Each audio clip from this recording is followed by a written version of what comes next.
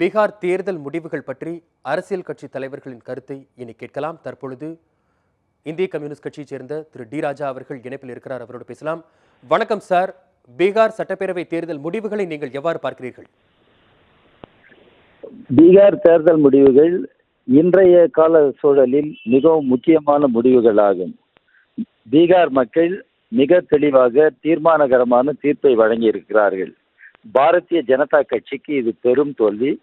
இன்னும் சொல்ல போனால் பிரதமர் நரேந்திர மோடி அவர்களுக்கு இது பெரும் தோல்வி.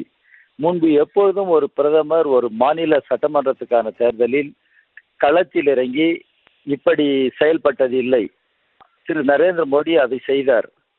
அவருக்கு தனிப்பட்ட முறையிலும் இது பெரும் தோல்வி என்று மக்கள் கருதி இருக்கிறார்கள். அதே போல RSS இந்த காலகட்டத்தில் அரசியல் களத்தின் மையப்பகுதிக்கு வந்து செயல்பட தொடங்கியது. அவர்கள் எழுப்பிய பல்வேறு பிரச்சனைகள் இந்திய மக்களை அதிர்ச்சிக்கு உள்ளாக்கி இருக்கின்றன. பன்முகத்தன்மைக்கு எதிராக, மதச்சார்பற்ற ஜனநாயகத்துக்கு எதிராக, மாட்டிறைச்சி உட்பட பல்வேறு பிரச்சனைகளை எழுப்பி, இடஒதுக்கீடு பிரச்சனையை எழுப்பி மக்களை அச்சுறுத்தி விட்டார்கள் RSS இந்த பாசிஸ்ட் மதவெறி அரசியலை இன்றைக்கு முடிவு கட்ட வேண்டும் என்று பீகார் மக்கள் தெளிவாக ஒரு செய்தியை அகில இந்திய அளவில் கொடுத்திருக்கிறார்கள். இடது முன்னணியை பொறுத்தவரையில் தற்போது அவர்கள் வாங்கியிருக்கின்ற வாக்கு சதவீதம் ஏற்கனவே யூகிக்கப்பட்ட ஒன்றுதானா? இடதுசாரி கட்சிகள் தனித்த முறையில் போட்டியிடுகிற பொழுதே ஒன்றை தெளிவாக சொல்லிதான் போட்டியிட்டோம்.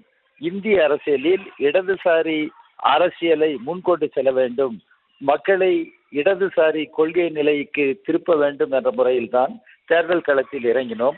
நாங்கள் பெரிதாக வெற்றி பெற்று விடுவோம் என்ற நோக்கத்தில் தேர்தல் களத்தில் இறங்கவில்லை.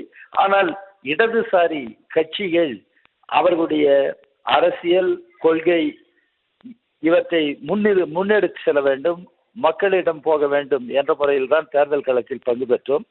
இந்தி பேசுகிற மாநிலங்களில் இடதுசாரி இயக்கம் கொஞ்சம் பலவீனமாகவே தொடர்ந்து இருந்து வருகிறது. இது இடதுசாரி கட்சிகளுக்கு ஒரு கவலை தருகிற பிரச்சனையாக இருக்கிறது. அது பற்றி ஒவ்வொரு கட்சிக்குள்ளும் நாங்கள் சிந்தித்து வருகிறோம், விவாதித்து வருகிறோம். எப்படிப்பட்ட நடைமுறைகளை பின்பற்ற வேண்டும் என்பதை இன்றைக்கு யோசித்து வருகிறோம். உதாரணத்துக்கு கேரளாவில் உள்ளாட்சி தேர்தல்களில் இடதுசாரி கட்சிகள் பெரும் வெற்றியை பெற்றிருக்கிறார்கள். ஆனால் இந்தி பேசுகிற மாநிலங்களில் நிலைமை வேறு விதமாக இருக்கிறது. எனவே இது குறித்தெல்லாம் கட்சிக்குள் விவாதித்து வருகிறோம்.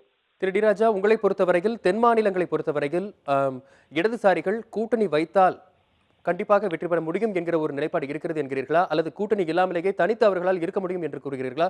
அதாவது கேரளாவில் தற்போதைய நிலவரம் உங்களுக்கு நீங்கள் பார்த்திருப்பீர்கள், அதை பற்றி நீங்கள் சொல்வதனால் எந்த ஒரு கேள்வி கேட்கிறோம்? தென் மாநிலங்கள் அல்லது மற்ற மாநிலங்கள் என்பதல்ல பிரச்சனை. ஒவ்வொரு மாநிலத்திலும் ஒரு விதமான அரசியல் நிலைமை இருக்கிறது. அதற்கேற்ப ஒவ்வொரு கட்சியும் தன்னுடைய அணுகுமுறையை பின்பற்ற வேண்டி இருக்கிறது.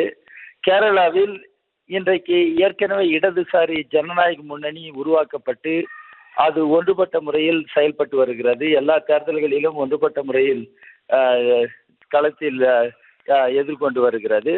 இன்றைக்கு நடைபெற்ற உள்ளாட்சி தேர்தல்களில் இடதுசாரி ஜனநாயக முன்னணி பெரும் வெற்றியை பெற்றது. அதே போல ஆந்திரா, தெலுங்கானா என்று வருகிற போது வேறு விதமான அரசியல் நிலைமை இருக்கிறது. உங்கள் கருத்துக்களுக்கு நன்றி திரு டி ராஜா.